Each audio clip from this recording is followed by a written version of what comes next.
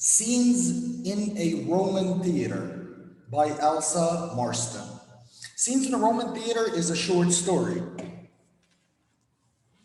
And Elsa Marston is an author that grew in the United States and she enjoyed writing essays for school assignments. She lived throughout the Middle East and Northern Africa, which explains how come the setting of our story is in Tunisia. Her writing focuses on everyday realities of life in Arab societies. That is a small background on our author, Elsa Marston. Now, Scenes in the Roman Theater is a story that takes place over 3 days. Now, the setting of our story is in the Tunisian countryside in a Roman theater, as it shows in the picture of pages 34 and 35. We have a few characters, not many. We have the main character, Hidi. We have another main character, the painter, which we find out later that her name is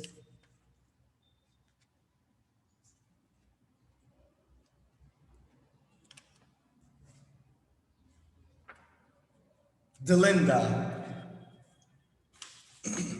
Now, the story takes place over 3 days, as I said, and there are a few other side characters like Hidi's friends, Azuz and Tahar. There's also a very brief mention about Hidi's mother and his brother. Now, Hidi was a young boy who sold straw hats in the Roman theater that his mother weaved from straw, which means or gives us the idea that their family isn't rich. Now, what he does is that he sells hats at the Roman theater to tourists, but he wasn't the best at it. He wasn't very, very good at it. And he wasn't very good at school, too. What he wanted to do, or his dream, was to be like his brother, Tawfiq, and work at resorts and that where he believes there is a lot of money, and that was basically his dream. Until everything changed when he met the painter, Delinda. So what happened is one day, or on the first day of the story, he is done selling the hats, and the tourists have gone. And the day at the Roman theater for tourists is almost ended. And then he was sitting with his straw hats, and his friends came over, Azuz and Tahar. Well, I wouldn't say his friends because they were bullying him at school and at work where he sells hats. They came over, his hats were piled up, they kicked him over, and they were talking, and then that's when Delinda, or the artist, walks in. We know that we knew immediately that she was an artist because she was carrying an easel. There was a palette, and she had a canvas. It was very clear that she was a painter. And she came over with another man, whom we find out later is her husband. She sits, she sets up her equipment. Azuz and Tahar keep pushing Hidi to go sell her a hat. Hidi decides, why not? I'm going to go over and sell her something. In that part of the story, Hidi does what his bullies tell him to do, which would imply or tell us how weak Hidi is at this point of the story. He doesn't have anything to defend, and he doesn't care much. He goes over, he tries to sell her a hat very politely. She refuses, he stops. Then Azuz and Tahar go over and try to sell her a hat just to spite Hidi or make him angry by showing him that his salesmanship skills are poor. But their method of selling hats is very irritating. They keep bugging the person again and again and again until the person would buy something from them just for them to leave him alone. So that's what they do. They pester people until they buy something. So when Hedy was witnessing how much they were bugging the painter, he decided to interfere. He exploded, kept yelling at them, let her be, let her go, stop pestering her. And that right there is the beginning of the transformation of Hedy's character. A strong person wouldn't burst out like that. Only a weak person does, because he doesn't usually express his feelings. He usually bottles them up. He keeps them inside, and they would increase so much until they explode eventually. That's something, a character or a characteristic or a trait of a weak person. Explosion.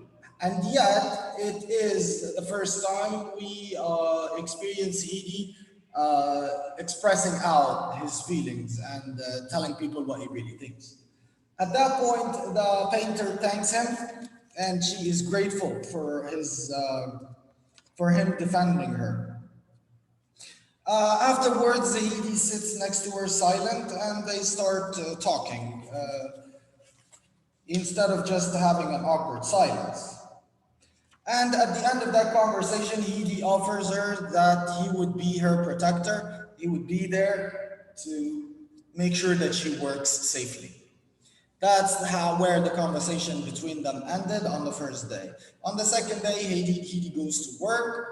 He finds her there. He goes next to her. He sits. He offers her a drink. He goes to grab sodas. He comes back. He sits next to her, and there is a group of tourists who are walking with a guide um, to see the Roman theater. The guide grabs their attention and points it towards the painter who is painting. They go over, they want to see her work. He steps in. He tells them that she's currently working, she needs to focus. But if they do want to see her work, there will be an exhibition where they can see her work properly. But now is not the most appropriate time for them to watch her work. And that's where the guide grabs the tourists and walk away again. Next, and Azuz and Tahar come over again. He dismisses them this time. He doesn't want them to interrupt her work. Also, on the second day, that was the first time where her husband meets Hedy. He asks her if this boy is bothering you. She says, on the contrary, or exactly the opposite. That would give away how the artist feels about Hedy now. She thinks that he's a very nice person, which would be the first similarity between the two characters, Hedy and the painter, that they're both very nice people. They are nice to people and they are not mean. They're not the mean kind of person. She accepts his soda, his drink, and now she is grateful for him for that he kept her working in silence and making sure that she doesn't get pestered or annoyed by anybody. Her husband meets Hedy, and he knows now that she is working, and there's a small boy who sits around and watch her work. Her husband asks her about the painting and mentions that if she did not finish the painting by a specific date, there would be a money problem, which would give us the idea on how the marriage relationship is working. She is the artist, she sells her paintings for a lot of money, and he sells them for her. So basically, he does not have his own job. No, he sells his wife's paintings. And then again, the way he spoke to her was inappropriate and in an angry tone, which means that he doesn't appreciate her very much, which means that the marriage relationship is not at its best state. He just thinks of her as the money source in the marriage. The day passes, and on the third day, he comes to the theater. He knows where he's supposed to go. There she is again. He goes and sits next to her. And what happened on that day is the result of how Hedy changed and how Delinda changed. She is trying to keep painting the painting that she was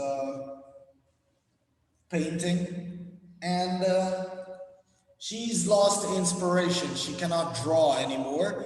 And Hedi tries to talk to her and joke with her. And in one joke, he tells her, "Why don't you paint me?" She says, "Okay." Hedi tells her that he was joking, he didn't really mean it. She tells him to be quiet and go sit down and don't move. He does what she told him. He goes, he sits down, and she starts painting with a lot of inspiration. By the end of the day, she would have finished painting Hedi, and she decides to give him the painting. As an artist, that was her way to show gratitude, how much Hedi helped her. Her husband comes at the end of the day and he watches her painting, or he watches this new painting, and he tells her that's not the painting that you're supposed to be working on. She tells him, "No, but that's the painting I decided to paint." And this is the first time where we see Delinda stand up to her husband, which would explain how Delinda changed from just obeying her husband silently to standing up to what was right for her.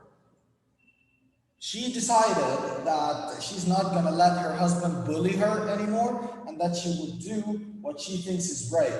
So she gives Hedi the painting, and her husband gets very angry. How come you would give him a painting? And eventually, when she tells him that she wants to give it to him, looks over to Hedi and tells him, "There you go, kid, you have an original Delinda." Now we know that at this point, we know that Delinda is a very famous artist, and her paintings make a lot of money. What happens at the end of the story would show how much Hedi changed. When the painting fell over, he grabs a tool and he cleans up the painting, changes something in it. Now, this would show us that Hedi is changing something in a painting that he knows is very expensive and is worth a lot of money, just because he doesn't like it, which is not like Hedi on the first day, because the Hedi we got to know on the first day is very weak and would never change something even a lot less significant than this, and let alone only because he feels like it. He changed the painting because he felt like it. And that is the complete opposite of the type of person we met on the first day. This would show us how much Hedi has grown stronger. And that would conclude the scenes from the Roman theater and our story about Hedi and Delinda.